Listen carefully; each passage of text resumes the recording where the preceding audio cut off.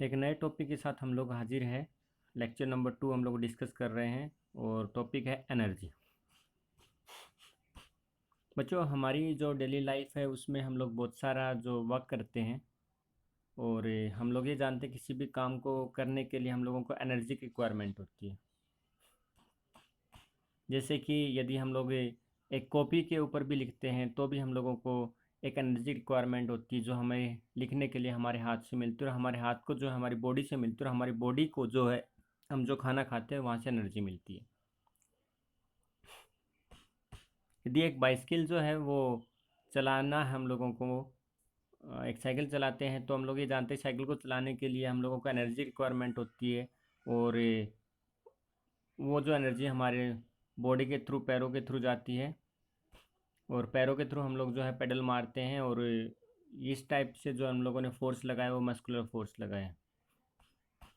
यदि हम लोग एक ये देखते हैं कि एक फ़ैन जो है वो चल रहा है तो उस फैन को चलने के लिए इलेक्ट्रिकल एनर्जी की रिक्वायरमेंट होती है। यदि एक मोटरसाइकिल चल रही है तो उसको चलने के लिए एक फ्यूल के अंदर जो एनर्जी प्रेजेंट है उस एनर्जी की रिक्वायरमेंट होती है। तो हम लोग ये जानते हैं बच्चों कि हमारे पास में एनर्जी के अलग अलग फॉर्म है। जैसे एक बल्ब ग्लो कर रहा है उसके लिए हम लोगों को एक लाइट एनर्जी की रिक्वायरमेंट होगी। यदि हम लोग एक बैटरी के अंदर सेल डालते हैं तो यदि वो सेल हम लोगों को एनर्जी देता है तो सेल के अंदर केमिकल एनर्जी है। यदि मैं बोल रहा हूँ और आप लोग सुन पा रहे हो तो ये एक साउंड फॉर्म ऑफ एनर्जी है। तो बच्चों, हम लोग ये जानते हैं कि एनर्जी के अलग अलग फॉर्म है, लेकिन इन सब केस में हम लोग ये देखते हैं कि एनर्जी की जहाँ भी रिक्वायरमेंट होती है उस जगह पे हम लोगों को काम करना होता है। Means it is the capacity of doing work. हम लोग इस चैप्टर में बहुत सारी एनर्जी के बारे में डिस्कस नहीं कर रहे हैं, हम सिर्फ मैकेनिकल एनर्जी के बारे में फोकस करेंगे। मैकेनिकल एनर्जी जो है वो बेसिकली दो एनर्जी का कॉम्बिनेशन है, kinetic energy and potential energy. One by one हम लोग देखते हैं। पहले काइनेटिक एनर्जी के बारे में बात कर लेते हैं। तो काइनेटिक एनर्जी वो होगी जो किसी ऑब्जेक्ट के मोशन के अंदर होगी। मतलब कि यदि कोई ऑब्जेक्ट मूव कर रहा है तो उस ऑब्जेक्ट के अंदर जो एनर्जी प्रेजेंट होगी that is called kinetic energy. चाहे फिर आप वो मूविंग ऑफ व्हीकल ले सकते हैं, चाहे आप फिर मूविंग ऑफ फैन ले सकते हो, जो भी चीज़ें मूव कर रही हैं उन सब के अंदर काइनेटिक एनर्जी प्रेजेंट होगी। यूनिट की बात करते हैं तो एनर्जी की यूनिट होती है जूल एसआई सिस्टम में, और सीजे सिस्टम एनर्जी यूनिट हो जाएगी अर्ग। डायमेंशनल फॉर्मूले की बात कर लेते हैं काइनेटिक एनर्जी के। तो हम लोग ये जानते हैं काइनेटिक एनर्जी का जो फॉर्मूला होता है that is called half m v square, जो अभी हम लोग थोड़ी देर बाद में ड्राइव करेंगे। तो हम लोग पहले भी डिस्कस कर चुके हैं कि जो कांस्टेंट क्वांटिटी होती है उनको हम लोग डायमेंशनल फॉर्मूले नहीं लिखते हैं। तो ऐसे एम का मास हो जाएगा, वी जो है वेलोसिटी, वेलोसिटी का होता है एल टी माइनस का 1, और जब इसका ये हम लोग स्क्वायर खोलेंगे तो हो जाएगा M1 L2T माइनस का 2। This is the dimensional formula of kinetic energy. Let us have a look about the expressions for kinetic energy. बच्चों, हम लोग ये जानते हैं कि एक ऑब्जेक्ट जो है वो अभी रेस्ट पोजिशंस में था। Means initial velocity of the object जो है वो हमारे पास में 0 है। उस ऑब्जेक्ट के ऊपर हम लोगों ने एक फोर्स अप्लाई किया,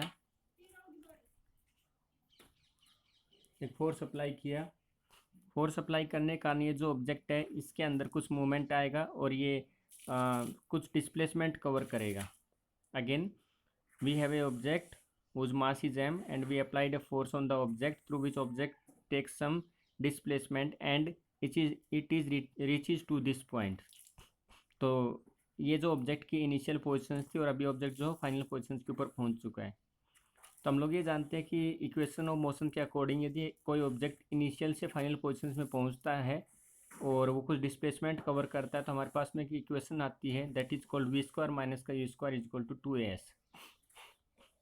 क्योंकि यहाँ पे इनिशियल वेलोसिटी ऑब्जेक्ट की 0 थी, initial velocity of the object वो 0, so we can put the value of u is equal to 0। तो ए की वैल्यू यहाँ से कैलकुलेट करेंगे तो आ जाएगा वी स्क्वायर अपॉन 2a। बच्चों, न्यूटन्स का सेकंड लॉ ये कहता है कि यदि किसी ऑब्जेक्ट के ऊपर हम लोग फोर्स लगाएंगे तो उस ऑब्जेक्ट के अंदर एक्सिलरेटेड मोशन होना शुरू हो जाता है। तो according to the Newton second law of motion F is equal to आता है हमारे पास में एम ए। तो यहाँ से हमारे पास में ए की जो वैल्यू हम लोग जानते हैं यहाँ से ए की वैल्यू हम लोग निकाली थी v² अपॉन 2s, और वो ए की वैल्यू इसके अंदर पुट कर देंगे, तो यह आ जाएगा mv² upon 2s is equal to mv²अपॉन 2s। जब इसको सोल्व करेंगे तो f इज इक्वल टू ये आ गया हमारे पास में। एक चीज़ समझिए बच्चों, हम लोगों ने एक ऑब्जेक्ट है जिसके ऊपर फोर्स लगाया है और ऑब्जेक्ट ने कुछ डिस्प्लेसमेंट भी कवर किया है। दैट मीन्स हम लोग ये जानते हैं कि वर्क डन जो होता है that is equal to force into में डिस्प्लेसमेंट।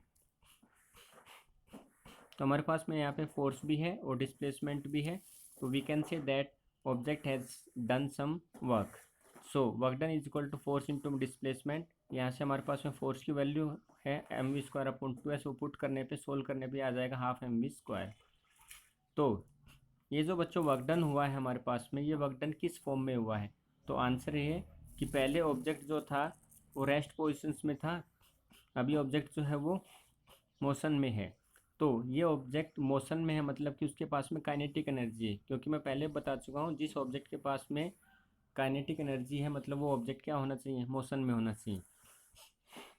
तो यहाँ पे जो वर्क डन हुआ है, यहाँ पे जो वर्क डन हमारे पास में हुआ है ये वर्क डन मोशन के रूप में हुआ है, इसलिए इस वर्क डन को हम लोग लिख सकते हैं काइनेटिक एनर्जी के फॉर्म में। तो काइनेटिक एनर्जी इक्वल टू आ जाएगी हाफ mv²।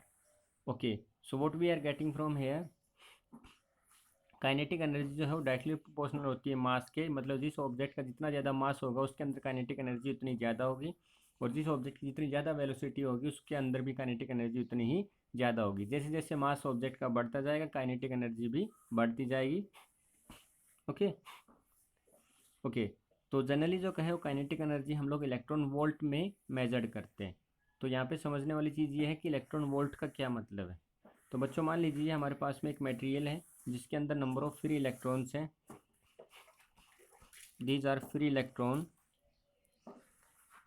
अब एक इलेक्ट्रॉन को एक पॉइंट से ले जाके दूसरे पॉइंट पे लेके जाना है, मीन्स जब ये इलेक्ट्रॉन यहाँ से यहाँ मूव करके जाएगा तो इस इलेक्ट्रॉन्स के ऊपर एक फोर्स लगाना पड़ेगा, क्योंकि तभी तो ये मूव करेगा।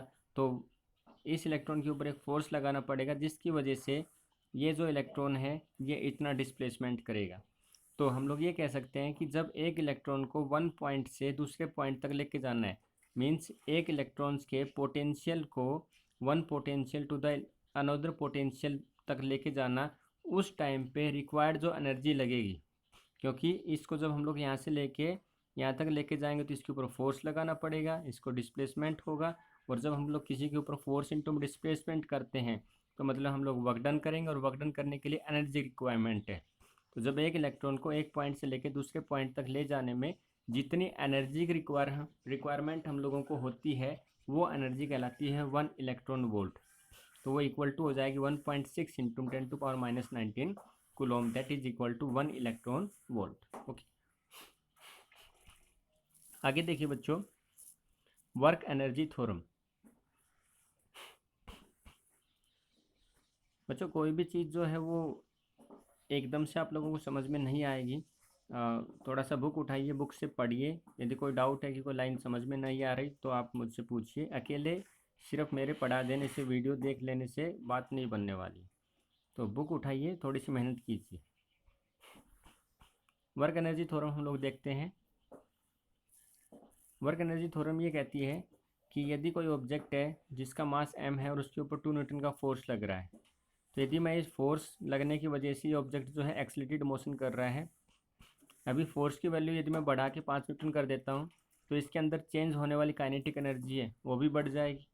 इस यदि मैं फोर्स की वैल्यू और बढ़ा देता हूँ, 10 न्यूटन कर देता हूँ, तो इसकी चेंज इन काइनेटिक एनर्जी जो है वो और ज़्यादा हो जाएगी।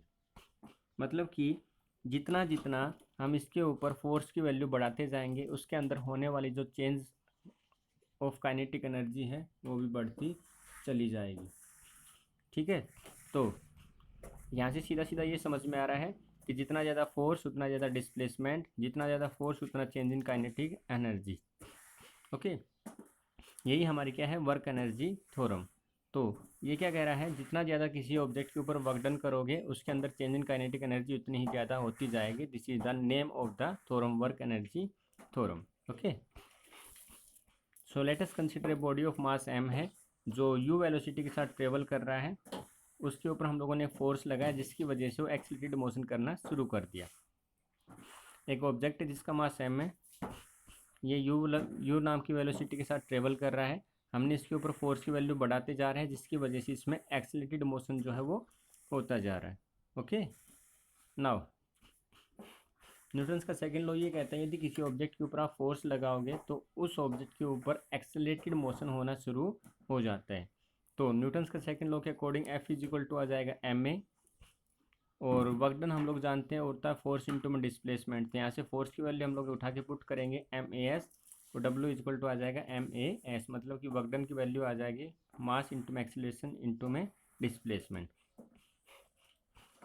बच्चों हम लोग ये जानते हैं कि पहले जो ऑब्जेक्ट था वो यहाँ पे था जब 2 न्यूटन का फोर्स था, 5 न्यूटन के फोर्स पे यहाँ पे हो गया, 10 न्यूटन के फोर्स पे यहाँ पे हो गया। मतलब कि हमारे द्वारा अप्लाई किया गया एक फोर्स होगा, इनिशियल एक फोर्स होगा। जैसे यहाँ पे इनिशियली फोर्स 2 न्यूटन है, तो ये फोर्स हमारा 10 न्यूटन जो है ये फाइनल फोर्स हो जाएगा। तो जब 2 न्यूटन फोर्स था तो इस समय पे इस ऑब्जेक्ट की इनिशियल पोजिशन ये थी, और जब 10 न्यूटन फोर्स हो गया है तो इस ऑब्जेक्ट की फाइनल पोजिशन ये हो गई।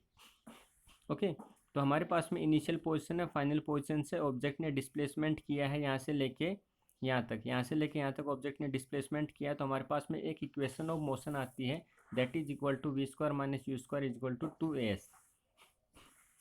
यहाँ से हम लोग एक ही वैल्यू निकालेंगे, एक ही वैल्यू निकालने पे हमारे पास में ये आ गई। इस वैल्यू को उठा के हम लोग इसके अंदर पुट कर दें, इक्वेशन नंबर सेकंड के अंदर सोल्व करेंगे तो हमारे पास में आ जाएगा W equal to half mv² minus का हाफ mu²। मतलब कि बच्चों सीधा सीधा ये मतलब है कि जो हाफ mv² है वो हमारे पास में फाइनल वेलोसिटी होगी। दैट मीन्स यहाँ पे वेलोसिटी होगी v और यहाँ पे वेलोसिटी होगी u। तो जो v वेलोसिटी है ये हमारी फाइनल वेलोसिटी होगी, और जो u है यहाँ पे ये हमारी इनिशियल वेलोसिटी होगी। तो हाफ mv² ये बताता है कि final kinetic energy of the object, और हाफ mu² जो है हाफ mu² वो ये बताता है कि initial kinetic energy of the object. तो इन दोनों का जो डिफरेंस होगा, मान लीजिए यहाँ पे ऑब्जेक्ट है 10 मीटर पर सेकेंड और यहाँ पे ऑब्जेक्ट है 20 मीटर पर सेकेंड, तो इन दोनों का जो डिफरेंस होगा 20 माइनस का 10, तो जो 10 हमारे पास में डिफरेंस आया वही डिफरेंस किसके बराबर होगा, वर्क डन के बराबर। समझ पा रहे हो भाई, ये 10 मीटर पर सेकेंड अभी यहाँ पे है 2 न्यूटन फोर्स लगाने पे, यहाँ पे 20 मीटर पर सेकेंड 10 न्यूटन फोर्स लगाने पे। तो the difference between the initial and final, तो 20 माइनस का 10 मतलब 10 मीटर पर सेकेंड का जो डिफरेंस है वही तो हमारा वर्क डन कहलाएगा, उतना ही तो हमारा वर्क डन हो जाएगा। क्योंकि वर्क डन हुआ क्या एक्चुअली में, वर्क डन हमारा फोर्स इनटू डिस्प्लेसमेंट था, तो change in the force, change in the displacement, तो चेंज इन द वेलोसिटी। ठीक है, that is equal to work done. Okay, आगे देखिए, तो हाफ mv² क्या बताता है, final velocity, half mv² initial velocity, और W जो है वो चेंज इन काइनेटिक एनर्जी बताता है।